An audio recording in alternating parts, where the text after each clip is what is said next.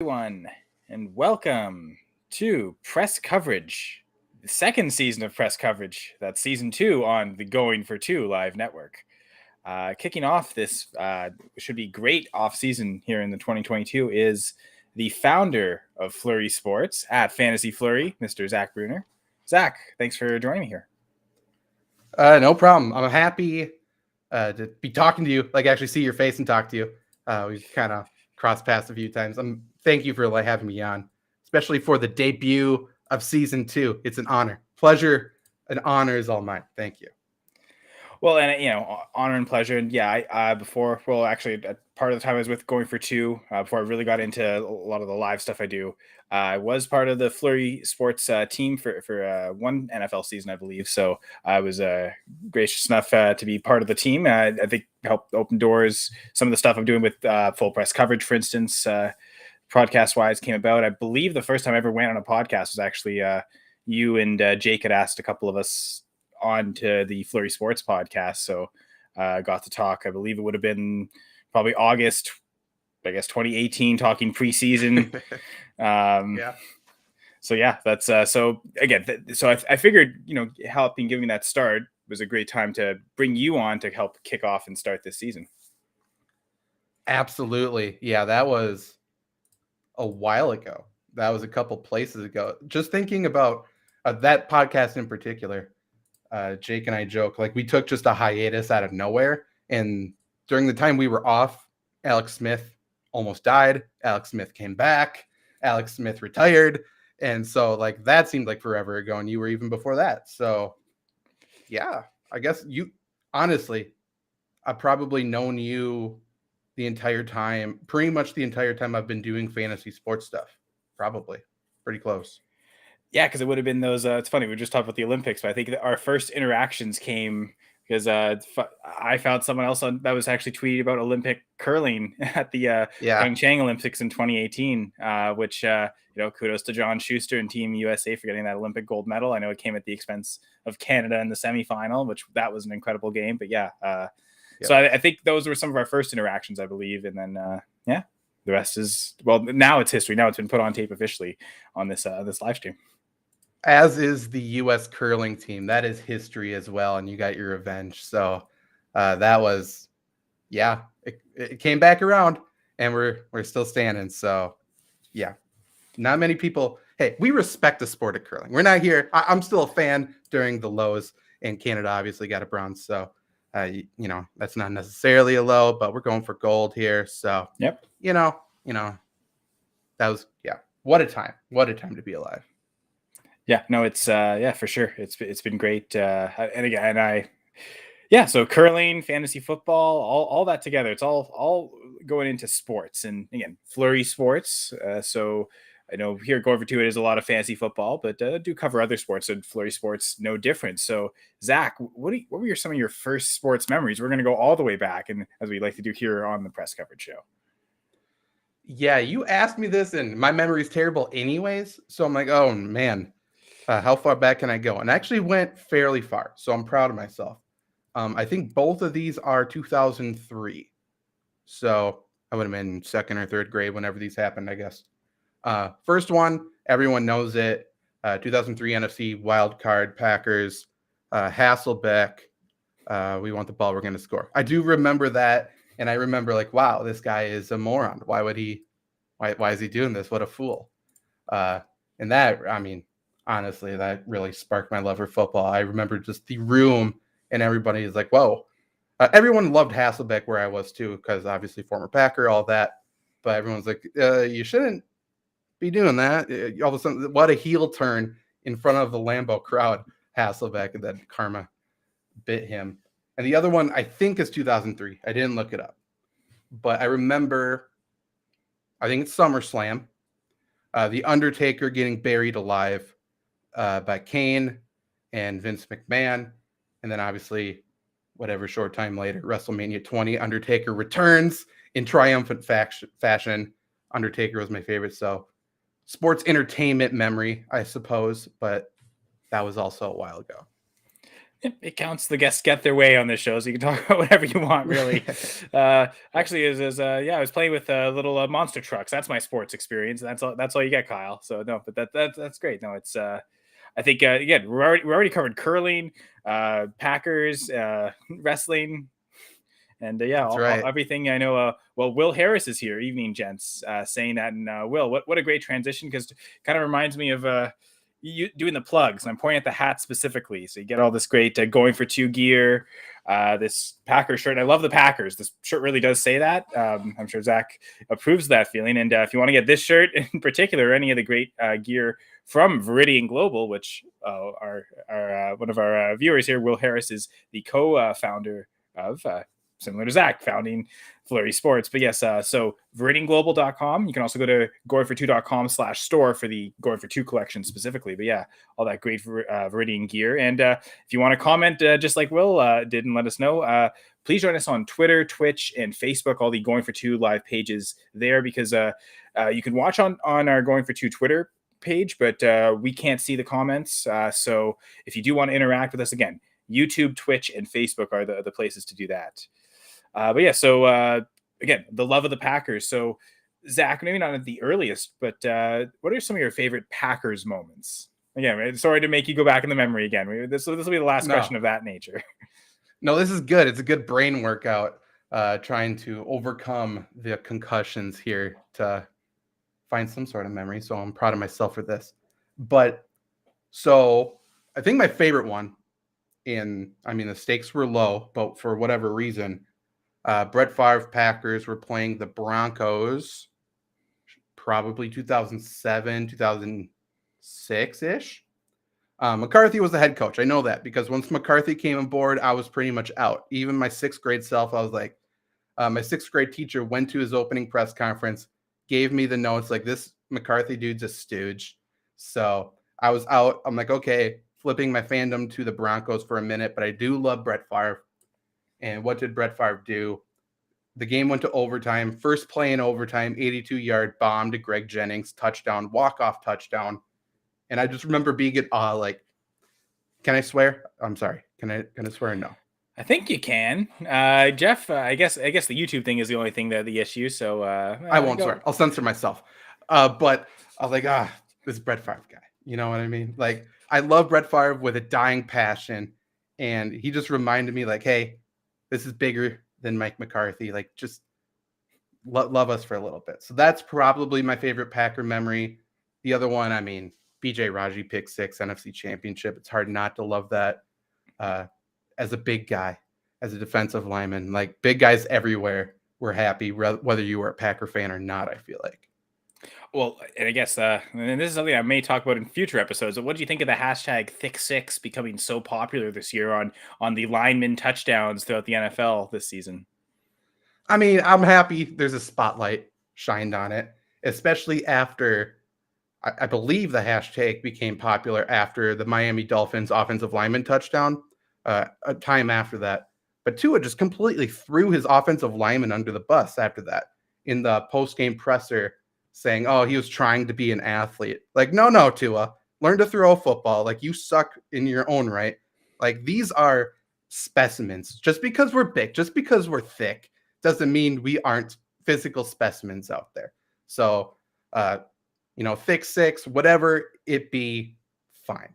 As long as it's with respect, big man touchdown, if you want to call it that, that's fine. I'm happy about it. And let's get us the ball a little bit more. We need a little bit more creativity. Again, we're athletes. We'll high point a ball in the end zone. We can do that, And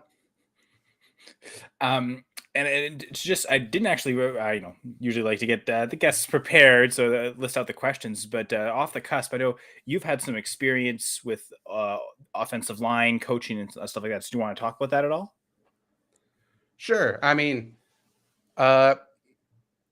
I was hurt in high school to the point where I couldn't play in college. So at that point, I completely wanted to be away from football altogether.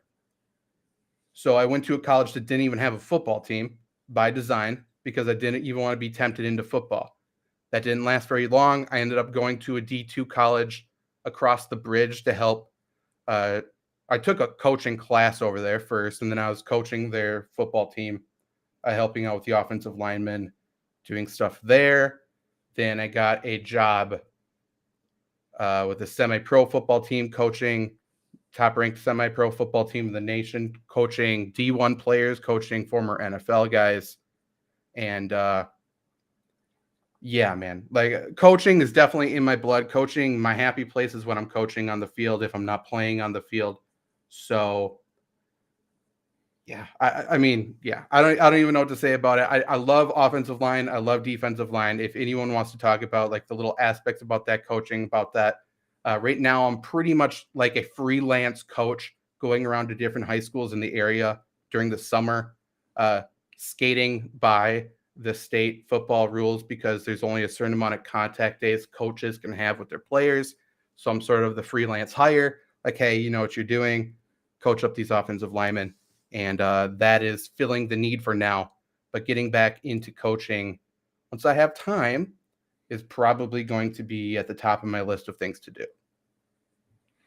Okay, so again, hey, that's the bedrock of football. All offensive and defensive plays start in the trenches, right? So, coaching that the fundamentals to that fundamental position is very important.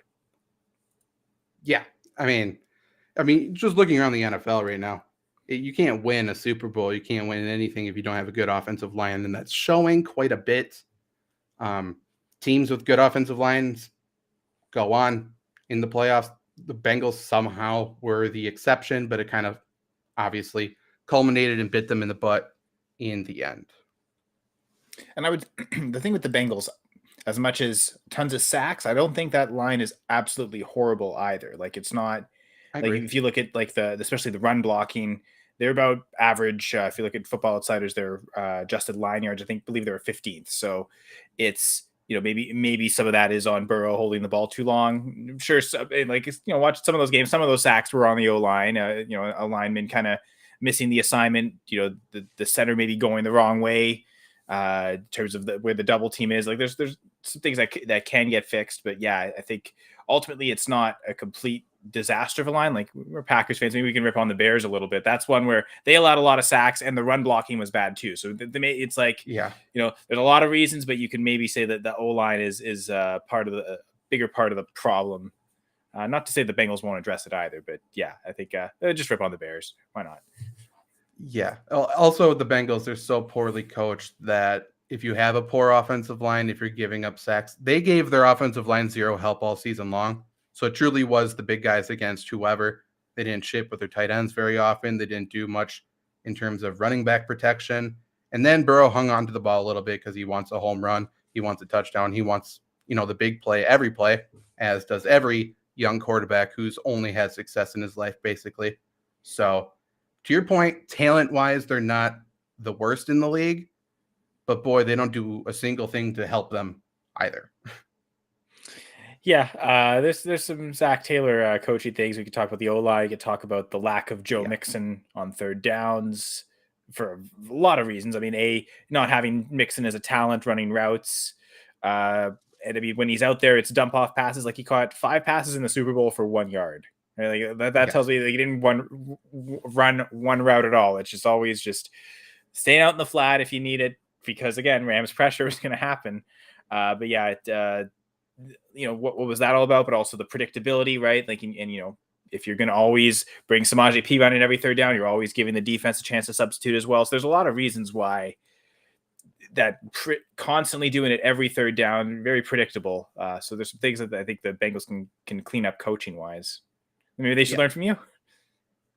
Hey, if they want to pay me, they can learn from me. Why not? Well, here it is. We're putting it out right now. Hopefully, Zach Taylor is listening to this. Sorry for all the criticism, Zach Taylor. Yeah, right. But just guess transition to kind of talk about the fantasy football content side of it, and even not even fantasy. I mean, like again, if you listen to the Flurry Sports podcast, you guys are covering everything every week. So, Flurry Sports, where did it all start, Mr. Founder? Well, Flurry Sports, just in general, that I was doing fantasy football stuff already a little bit. I just started on Twitter, got a following pretty quickly. Then I started writing for a small site called Cleat Geeks and founded their fantasy stuff. I looked around and realized that's pretty much the only thing getting views. So I started like a cheap, free WordPress site, just like the basic blog, like here's my rankings, here's this. And at that point, and we're talking 2017, I had a pretty strong group of people, fantasy football people were like, hey, we should create something. We can create something big. Maybe it's 4 or 5 of us or something. What I think it was 5 of us. And then 3 of them decided they wanted to create their own site. And so out of anger, I created my own, and that's how everything started. I realized they were going to start theirs on July 4th. I built mine up, and we started July 1st. And so it's all pettiness. I won't even disguise that, but that's where Flurry Sports started from. That and just the whole feeling of I wasn't happy with the way the sports industry covered sports.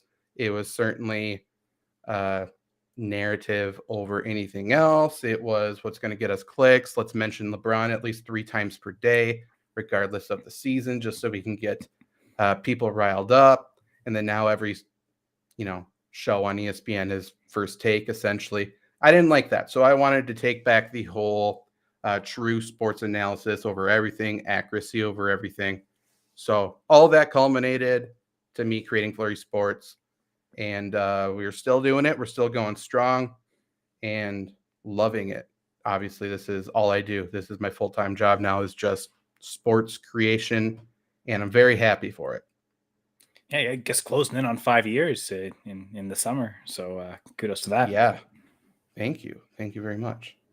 And I love that you premiered on Canada Day. That's good. Yeah, way to use that pettiness. And I'm sure, like, football is one of those sports where you sometimes take negative things as a motivation, right? So, like, even for maybe especially initially centered on fantasy football, I think it's fine to take a negative thing like pettiness as your motivation to get started and get going. And look where it's got you. So way to go.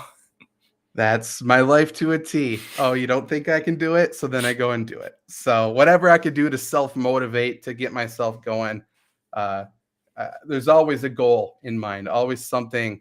And that was a good one. That was a very good goal. That was a very good sense of motivation, I will say. Thank you to all those people who I don't think are doing fantasy football anymore. They didn't have you doubting them as their motivation to get fired up, right? Or I guess you premiering a few days before maybe could have had that effect, but didn't. So it crushed them a little bit, and I don't apologize. I will say that.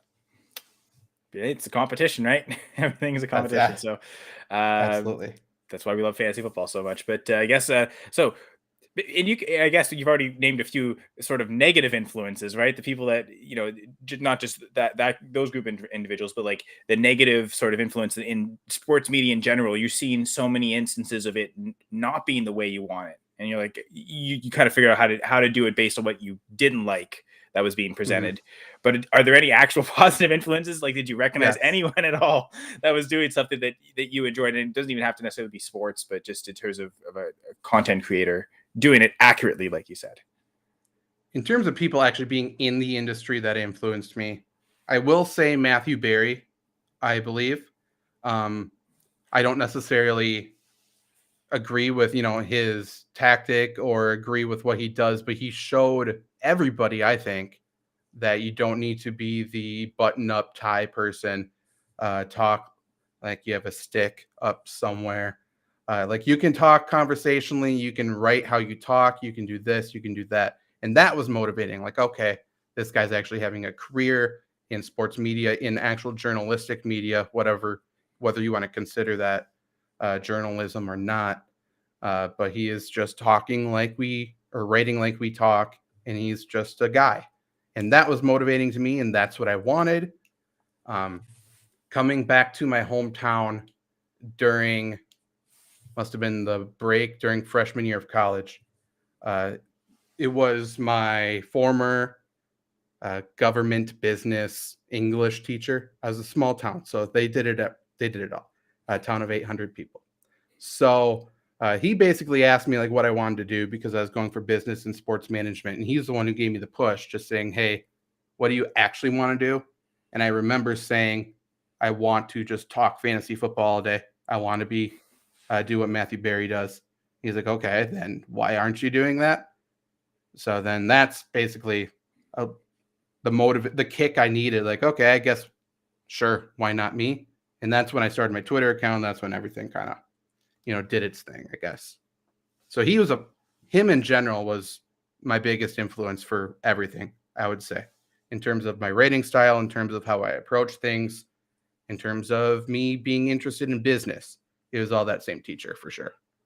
I mean, yeah, Flurry Sports is obviously a business now, and you write in English, so obviously you're using that right. So he like it seems like the Yeah. classes he taught you specifically directly impacted like the Flurry Sports creation, but also you're saying just him as a leader and as a positive influence in your life is a great thing. So it's good. Yeah, massive. And English teacher, I remember, no matter the topic, like we had to write a bunch of essays. It was always about sports, even if it wasn't supposed to be about sports. And instead of talking about the papers, we would just be debating sports.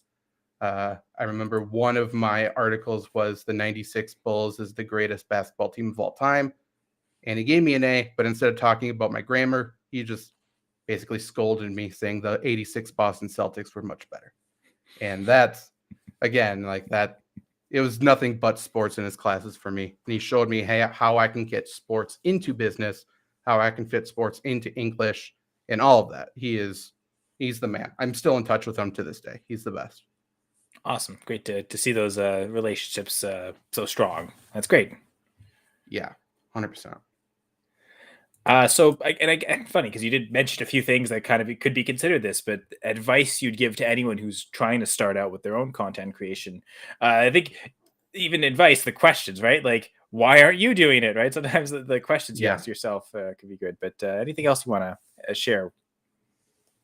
I've said this to a few people who are now jumping into whatever you want to call this business, whatever it is, whether it's writing, content creation, whatever. Honestly, I just tell people to bet on yourself first and foremost. Like if you have I'm a person, whereas like if there's a plan B, then what's the point of plan A? So I'm very much, why would I be teaching? Because I was going for teaching was one of my things as well. Why would I go and be a teacher if this is actually what I want? I'm going to bet on myself with this and know I can succeed.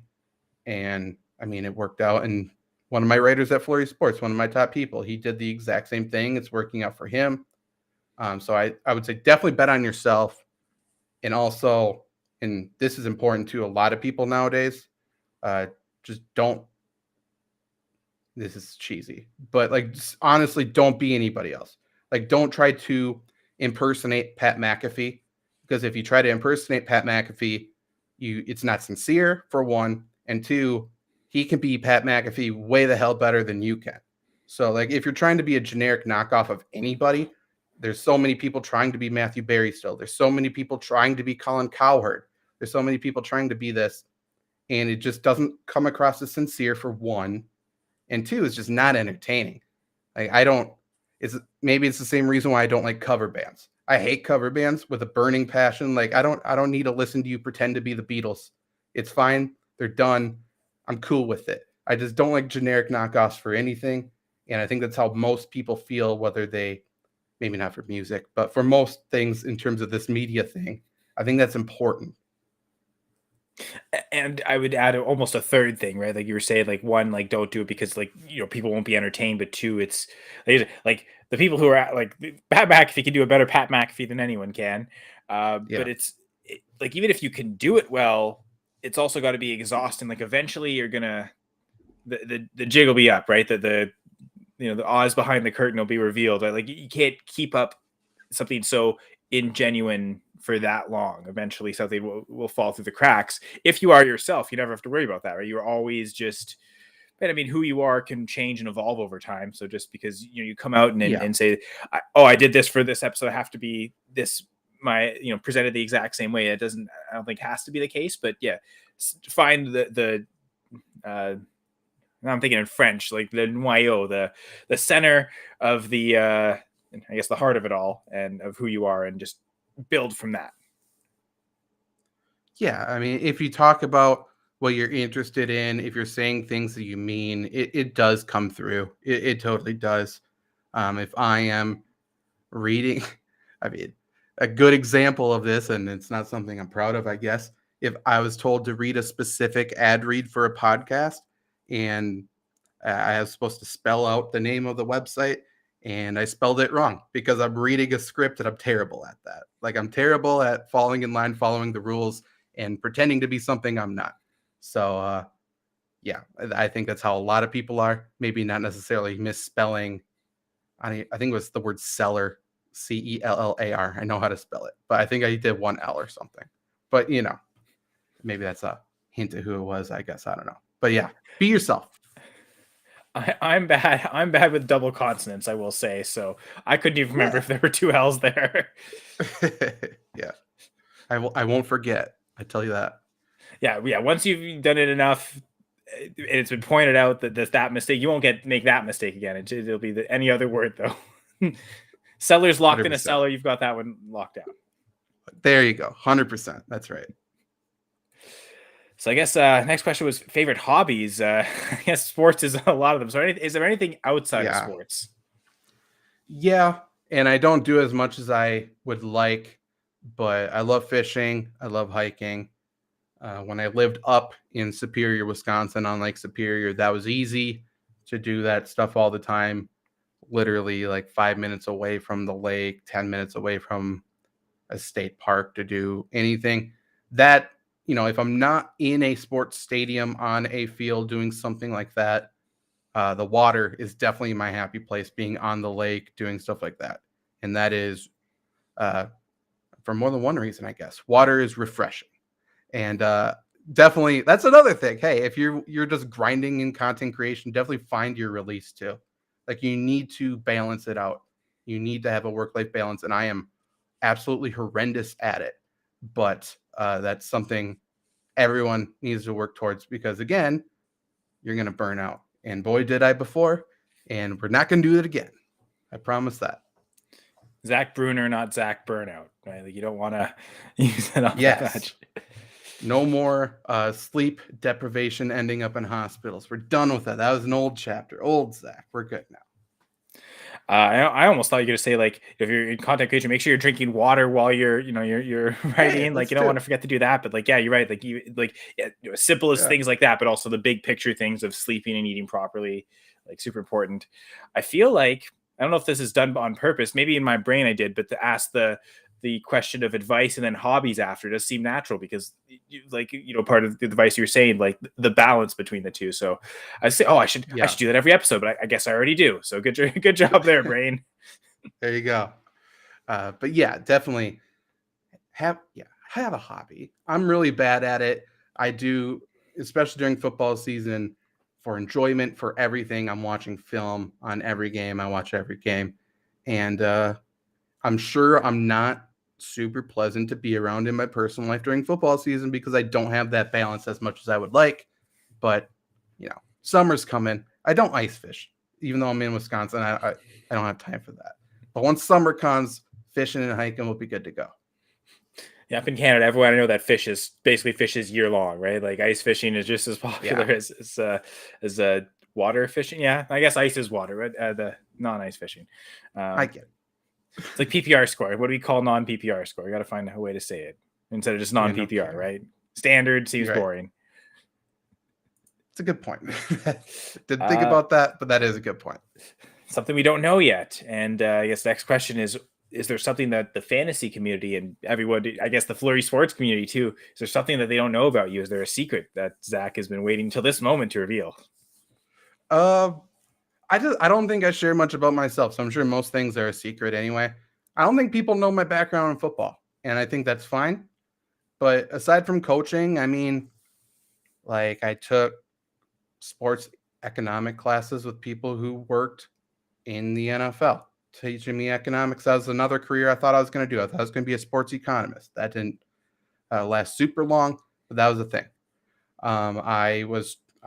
In my coaching minor, I had to take athletic training classes. I was taught, I guess, by someone who was a Team USA athletic trainer. He was an athletic trainer for the New England Patriots. So sports injury stuff, I know that. Sports business stuff, I know that. Coaching side, I know that.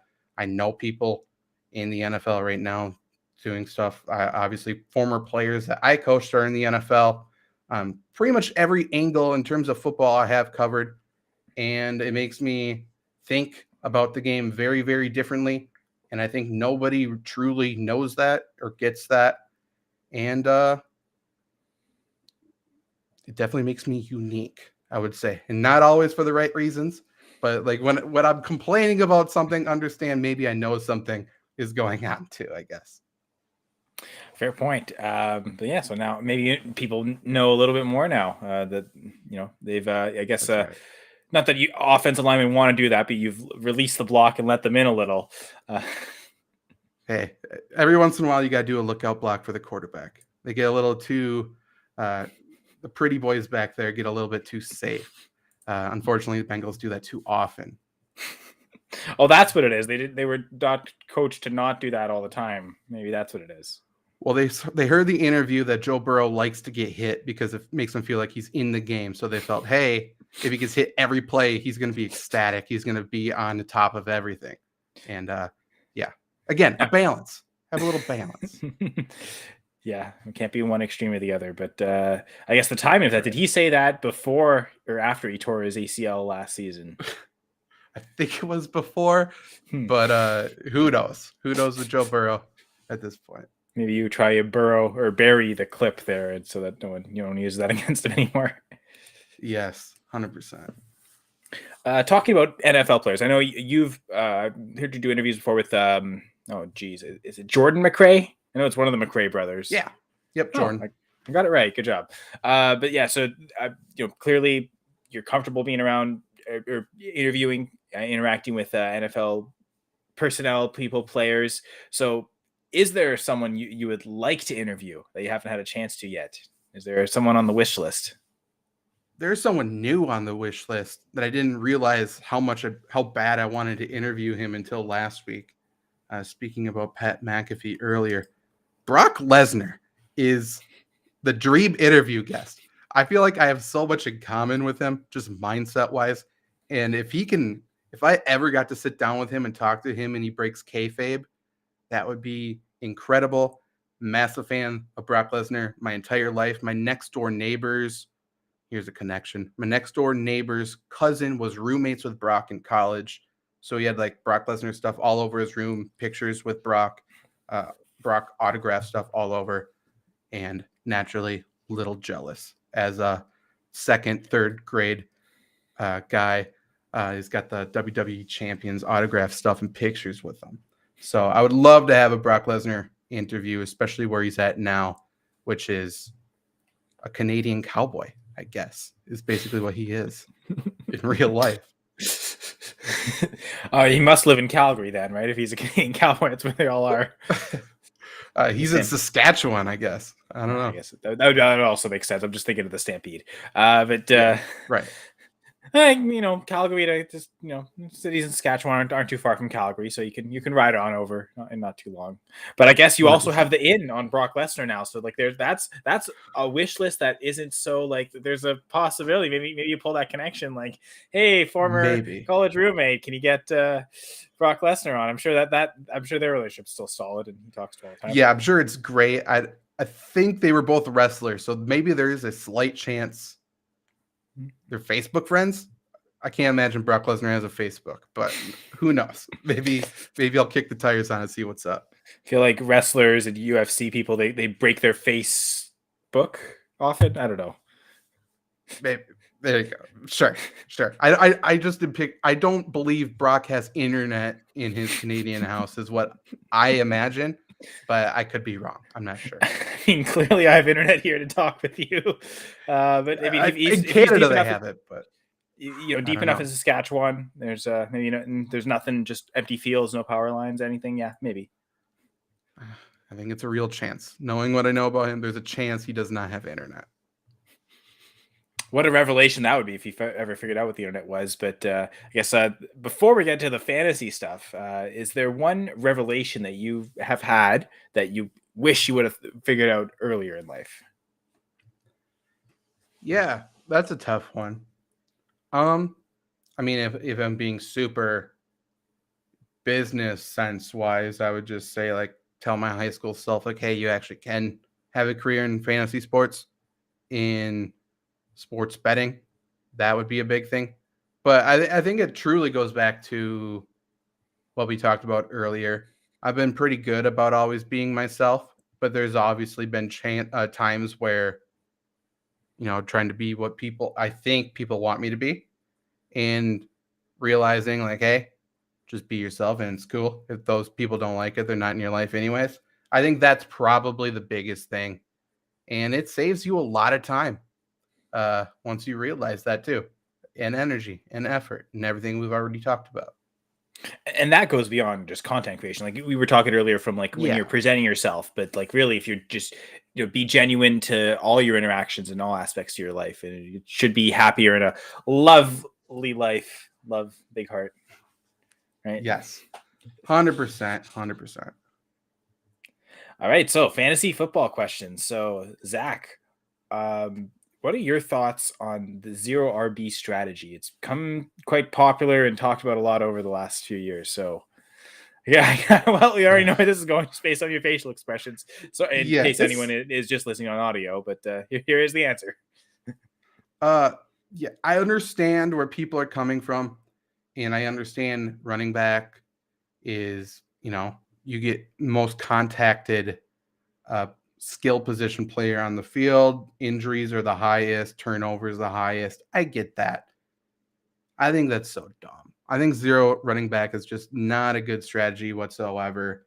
I truly believe if I take a running back for the first 7 rounds in a league, I can beat you. Like it just comes down to running back analysis and scouting and all that. Every player has a big chance of injury. If you drafted DeAndre Hopkins super early, you were also upset. If you drafted Calvin Ridley after that, you're upset. Every player has a percentage of risk, and I would much rather take a chance on a top tier talent at running back and a role I know than a wide receiver who I feel like I can find a wide receiver. I think it's just a lot easier to use your in-season waivers to find every other position other than running back. So zero running back, not my strategy. For the people who swear by it, I just think get better at evaluating running backs, personally.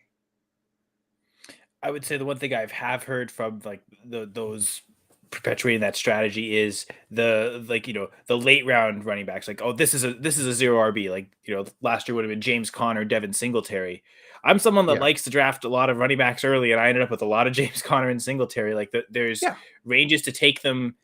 Whether you start with tons of running backs early or not, it was still smart to draft those guys. They're such good values, right? So I think the zero RB guy, people don't own them entirely, and they were the only ones to get exposure to them, right? So I think that's maybe where the back end of the strategy I really like, and you can use it regardless of what your start is. Right? So a lot of the get the guys that are one injury away, right? Because you were saying like it may be tougher to in season get those running backs off waiver wire. So early and often it seems to be the way to go. Right. And I just think going into the draft with any strategy that limits anything you do, I just think you're playing with a handicap already. You're hindering yourself. You need to go in with an open mind and see what everybody else is doing, see how the board's, shaking out, and just adapt. And that's the biggest strategy, like big draft strategy that I use, other than I guess maybe wait on quarterbacks. I guess like I just never drafted quarterback anyways, but I guess kind of I'm a quarterback hater, I suppose. But just be flexible and adapt. You don't need to say, hey, zero running back when, if it's a 4th round and some running back's dropping, take them. It's going to be okay. I promise. You don't need to wait. Just take them now if you think it's a good value. That's all.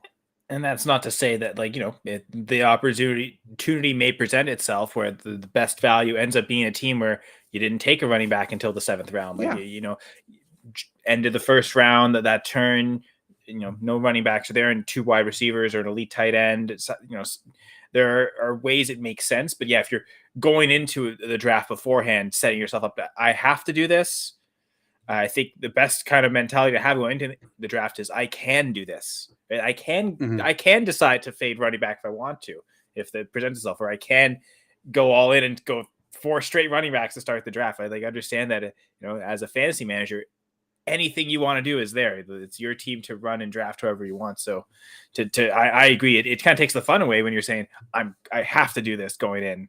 A lot of the reading the draft room, seeing where value falls, you kind of taking away that fun aspect. It's part of the fun of the game of drafting. Also, if you're another league mate, if even just one other person has the same idea that they're going to go 0 running back, that screws everything up, because then you're both waiting. Everyone's getting good values at running backs. Running backs necessarily aren't there late. So yeah, just be adaptable.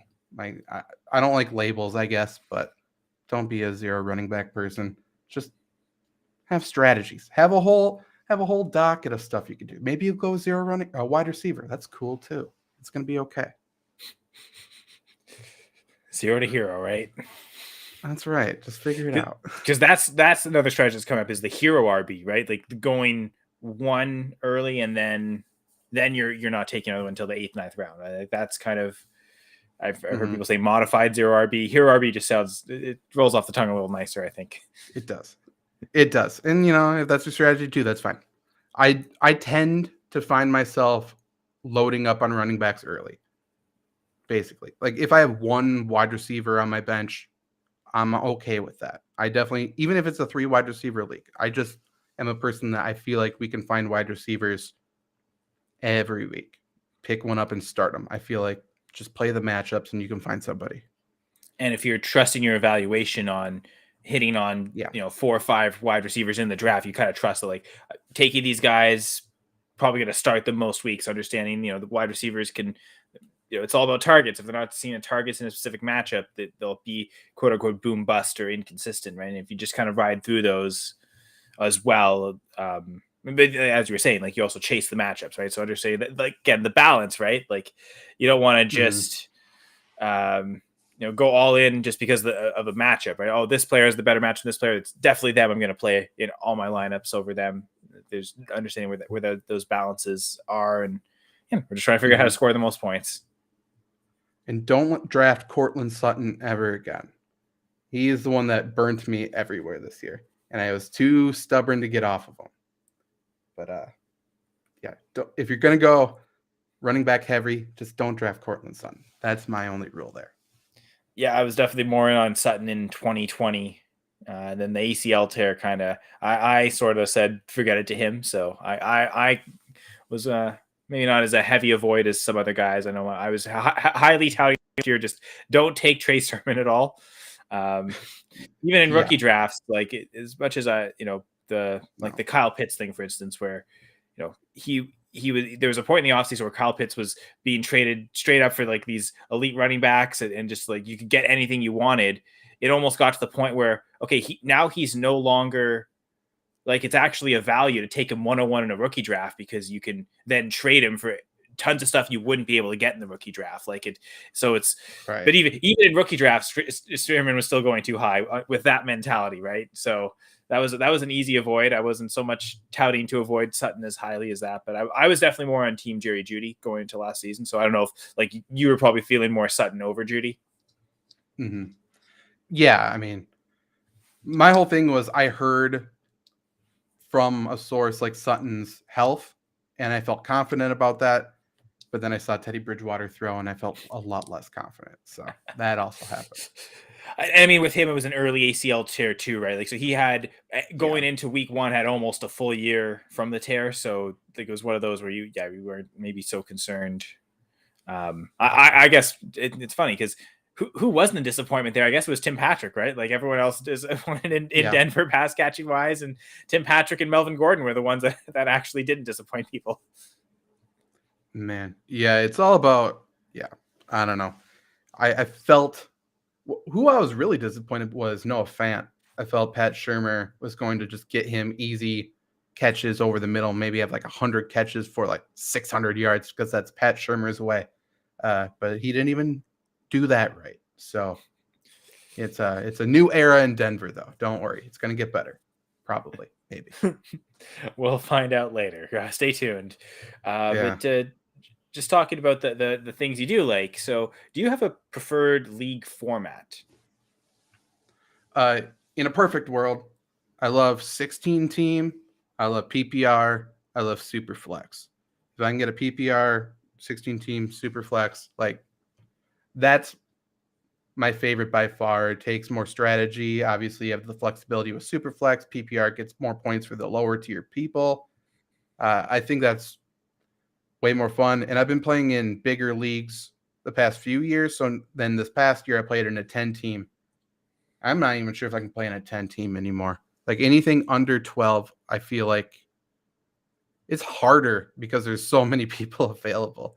So anything 12 and up for sure, but 16 and super, like I think more people should do super flex. Try it out.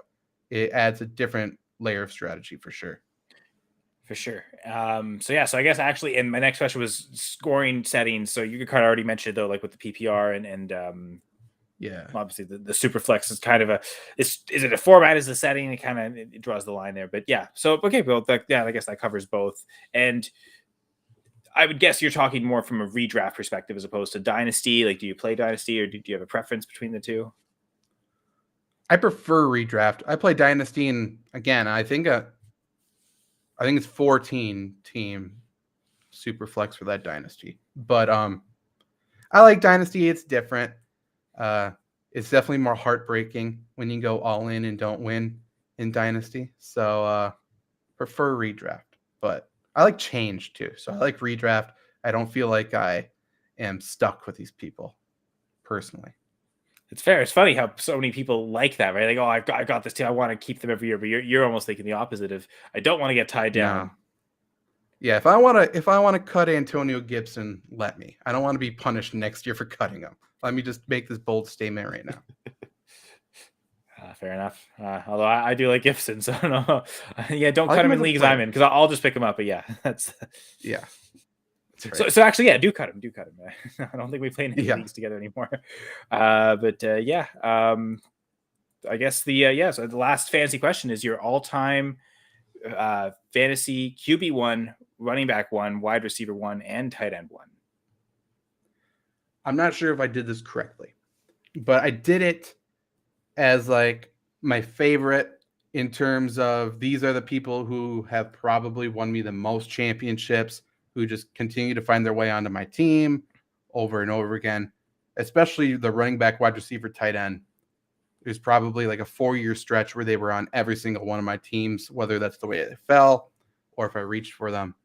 But for quarterback, I would go Matthew Stafford. Uh, he had that Detroit Lions stank on him that let him drop, in drafts for so long until this year. I didn't have much Stafford this year. People were reaching for him. But I've had Stafford a lot, been on a lot of winning teams. Love him as a player too. Running back, and he has to be one of my favorite non-Packers of all time. It's Matt Forte. I love Matt Forte with a dying passion. He's someone that I feel like everyone's forgotten about. The true dual threat running back. I loved him so much. Wide receiver. This is a weird one for me as a Packer fan, but Dez Bryant. He's been on so many fantasy teams for whatever reason. He was a touchdown monster for a second. And then tight end. Again, love this guy. He should have been in the NFL this year. Packer should have called him up when he said he wanted to play for him. Delaney Walker. I love Delaney Walker, one of the most underrated tight ends in this era. I guess you can consider that all time as well because tight ends are basically just this era. Insane blocker, insane route runner, 1,000-yard guy. Love Delaney Walker. Yeah, there's that one year. One of my favorite strategies is draft a tight end. If you don't want an elite one, draft a tight end late, and week one, if there's a free agent that got more targets than the guy you drafted, drop the guy you drafted, pick up that guy. Delaney Walker was my classic example of that. Whatever year he was with the Titans, where he got like 90 catches, I think it was, something like that. Yeah. It would have been probably the best receiver Marcus Mariota ever threw to. But yeah, those are interesting names. And Matt Forte, before McCaffrey had it, I believe the former record holder for receptions in a season for running backs. I believe he had a 100 catch season with the Bears. I think so. Yeah, he was again one of the only good offensive players the Bears had. So they just fed him the ball, and it was great for fantasy. I wish I played in more PPR leagues at that point.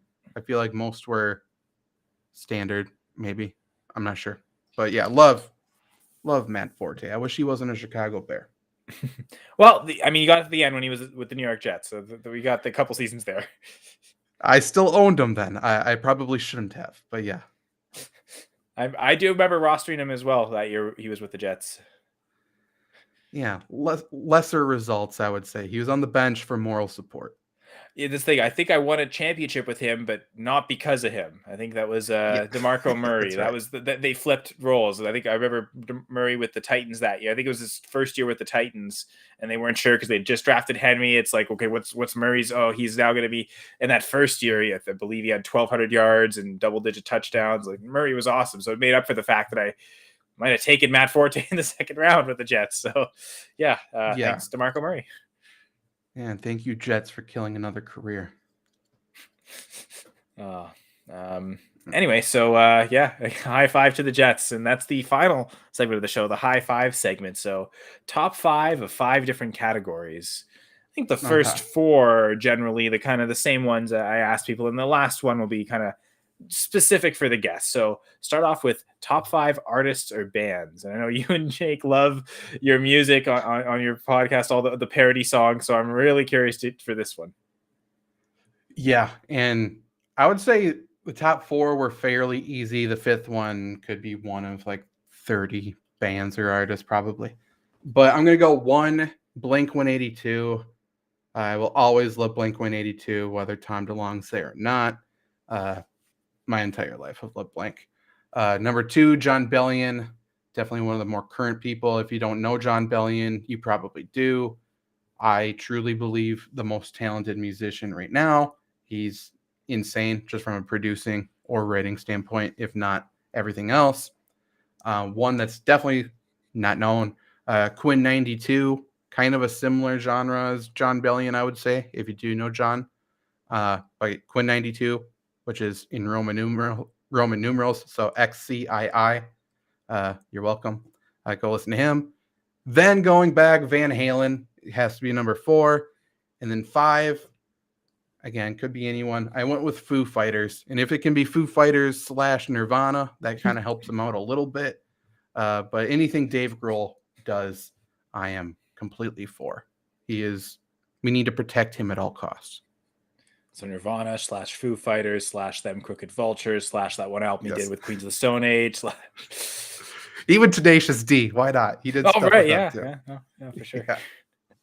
That's right. All right, so the next one is top 5 books. Yes. I'm a nonfiction guy, so no fiction stuff here. Number 1, if you were a fan of the Aaron Rodgers book club, you heard of this one from him, I guess. The Daily Stoic, which I really like, definitely helps with figuring out what's BS and what's important.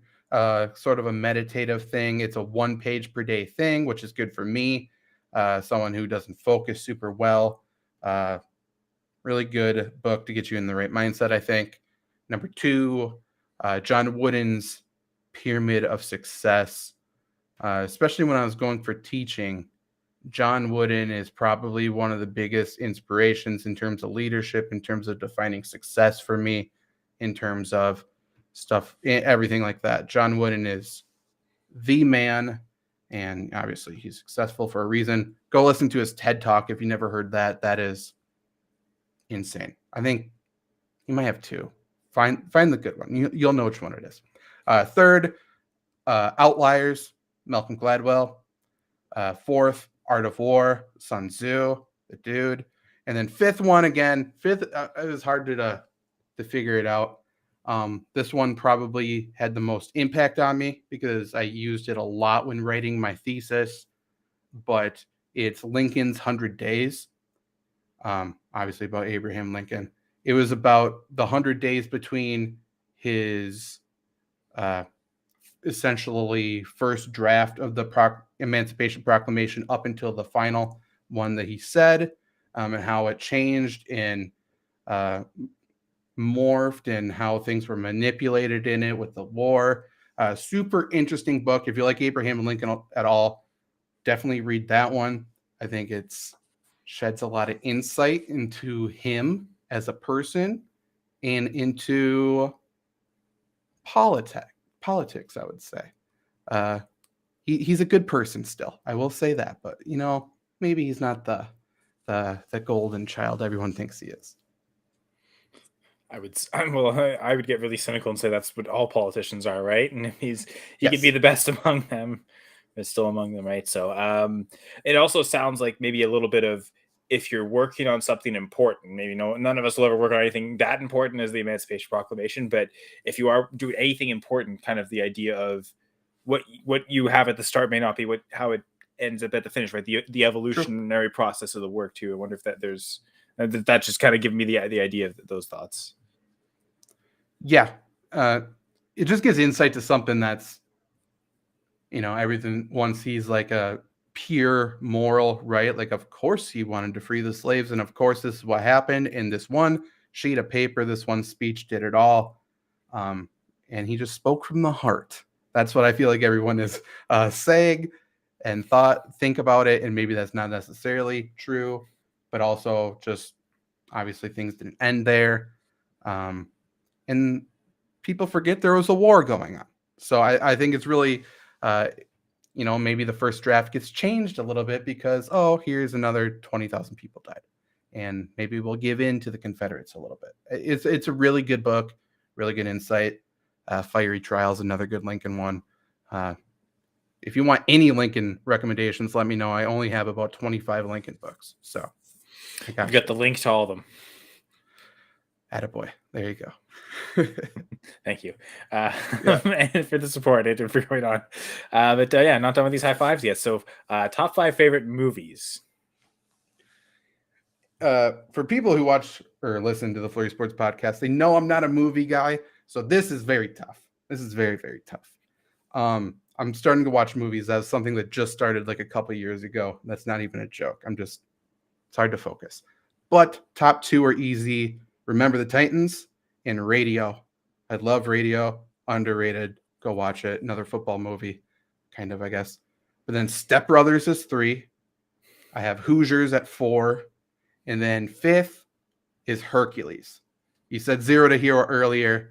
Definitely prelude to foreshadowing to Hercules. Best Disney movie of all time. Argue with yourself about it. It's the best one. Okay, I won't argue with you. Yeah, I'll argue afterwards. Then, yes, something I guess inarguably humans need food to survive. It's sustenance. But of course, nothing, having everyone for a game day, right? You just need food for that. Like it's kind of an extra sustenance. So what are the top 5 game day foods for you, Zach? Number 1 is important, and you can maneuver it a little bit, but I have chips and salsa. You need to have chips and some kind of dip. So if it's guac, if it's queso, whatever, but chips and salsa, wings. I have jalapeno poppers, preferably not the deep fried ones, just like bacon wrapped jalapenos are good. Brats, you can tell I'm from Wisconsin. And then 5th, I have beer, and that is a food. So if you got all 5, it's a party, man. That's a typical Wisconsin Friday night, I feel like. If you have enough beer, it's considered food. Hey, it's just as much food as cereal is, if you consider cereal food. Sure, it is mostly just milk. That's fair point. And that's a nutritious breakfast, apparently. Yeah. So's beer. Just in the right, context. Have a whatever the non-alcoholic one's called. On game days, right? Like game day is kind of a... Well, yeah, of course. You got to start early on game days, especially in Wisconsin. All right. Well, speaking of Wisconsin, ending here, top 5. I had to think of it. I knew it was Packers something. I was like, was it players? It was moments. We talked about moments already. So yeah, top 5 Packers players. Okay. Number 1, I don't think he can ever get knocked off. He can never do any wrong, even though he's been trying to. Brett Favre. He is number 1, always will be. Brett, please close your mouth a little bit more. You don't need to talk about everything. But I love Brett Favre. Number 2 is BJ Raji. Where's BJ Raji? Nobody knows, but I wish he would come back. Number 3, Gilbert Brown, coolest dude off the field too. On the field, insane. Gravedigger, man. Go watch Gilbert Brown highlights. People forget how big he was. He's a massive human. 4, Aaron Rodgers, and then 5 is David Bachdiari, who is electric on a microphone too. I hope he has a show someday. So 3 linemen there, right? In your top 5. I guess that's not so surprising. No, maybe the 2 quarterbacks is, but the 3 linemen definitely shouldn't be. Absolutely shouldn't be. I could get Cullen Jenkins on there too. Love me some Cullen Jenkins for whatever reason. Well, and you mentioned Bach with the mic, right? He was in Pitch Perfect too, right? He was part of that Packers contingency, I believe. Him and Clay Matthews. Yep. I can't think of anyone else who was there, but it was Matthews and Bach. What else do you need, right? Edge rusher, protector. Right. That's football for you right there. That's absolutely right. David Bachdiari. They need to pick Packers Twitter account if you're listening to this. Do more David Bachdiari stuff this year. Just let him do a takeover.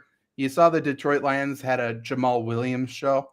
Let David Bachdiari have a weekly show. Linemen have way too much time on their hands. It's going to be fine. Just let them have like a 20-minute thing every week, please. It's going to be great. I'd listen to Bach talk for twice that every week. 100%. He's the greatest. He's the best. Awesome. Well, and Zach, I say you're the best. This is awesome. This is a great conversation to have, and I appreciate everything you've done for me personally with Flurry Sports. Let me be part of that team for a bit, and you guys continue to go on. I love listening to the pod. I love listening to the Lombardi Sweep and how you guys really are evolving every year at Flurry Sports. So if you want to end, you want to plug anything, let people know where they can find and follow you. Feel free. Yeah, on Twitter at Fantasy Flurry. All Flurry Sports stuff is flurrysports.org. I do have a new podcast coming. I mean, probably this week is probably what I should do, but we'll find out. But it's going to be a USFL podcast. So if you thought football was done, no, it's not. Talking with Jordan McRae, as we talked about earlier, he is going to be in the USFL. So he's going to be giving us a true inside look at this new startup league. Somewhat startup, somewhat not. But he is also a practice squad NFL player. He was in the AAF. He was in the XFL. He's been in Arena League, Indoor League. So he is truly a one of one. Has the perspective honestly, probably like nobody else. And it's going to be a total fan interaction show. So if you have any questions about any of those experiences, fire them away at Fantasy Flurry. Or, listen in. We'll figure out something else too. But that's going to be an interesting podcast, I think. That sounds incredible. Yeah, and like I said, I remember back the first time you interviewed Jordan McRae, that obviously you guys interacted well, even if it was just for one episode. So I'm curious to that continued collaboration, how that's going to be. Yeah, me too. There's not much planning involved other than me sending him a DM like, hey, we should do this. He's like, yeah, we should. So now it's just, let's put the puzzle together here. Super Bowl's done. Let's get back to work. Well, hey, I mean, if you're curious too, that means it's exciting for you, right? So that's great. Yes, 100%. But in that vein of listener interaction, of course, there's tons of great Going for Two live shows that, again, you could join us on the YouTube, the Twitch, the Facebook pages, all the Going for Two pages on those platforms to come in and comment for all the great shows. I know I'll be here every 2 weeks on press coverage and alternating, of course, with the 2-point conversion. So next week, Gladys and Jay will again take over your Monday nights on the Going for Two Live network. So look for that next week. Should be great. And then 2 weeks from now, we'll be back on press coverage. So for everyone, I'm Kyle Senra on Twitter at Senra Says. Thank you, Zach, for joining. Really appreciated talking with you. And I thought this was really great. Same here. Again, thanks for having me. Happy to kick off season 2 of the show. Yeah, and Going for Two, season 2. Yes, that's the tie-in. Yeah, but that's the tagline. My bad. Well, no, perfect. It's great that you reminded me of that. So you see, you're remembering things already. It's great. But yeah, definitely. I don't think I definitely won't forget this episode. Hopefully, our listeners won't either. And again, tune in next time to press coverage. Bye for now.